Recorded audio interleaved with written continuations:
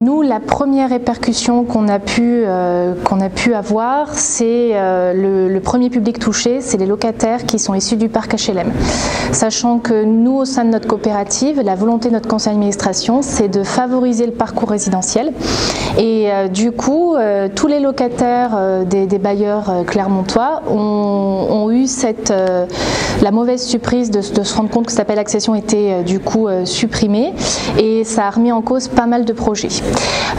Pour certains, on a pu les réaiguiller sur de la vente HLM parce qu'on a la chance de pouvoir proposer de la vente HLM, du patrimoine ancien. Mais pour d'autres, ça a été un échec.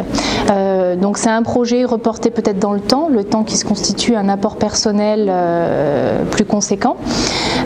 Donc nous, c'est vrai que ce qui nous chagrine le plus, c'est que c'est toujours les mêmes qui sont touchés, c'est le public le plus fragile. Après, par rapport au prêt à taux zéro, on construit beaucoup en B2 et en C, donc on a eu cet impact-là. On a deux projets qui n'ont pas pu voir le jour, enfin deux dossiers qui n'ont pas pu se concrétiser parce qu'il y avait cette fameuse part des 20% qui a été supprimée. Donc ils avaient le droit encore au prêt à taux zéro, mais à hauteur de 20%.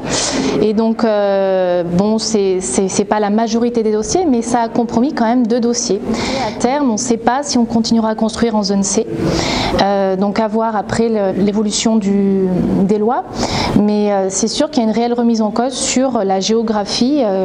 Est-ce qu'il n'y aura pas un recentrage justement sur les grandes villes? Le problème, c'est qu'il n'y a plus de foncier. Donc voilà, c'est une réelle problématique tous les jours assez préoccupante.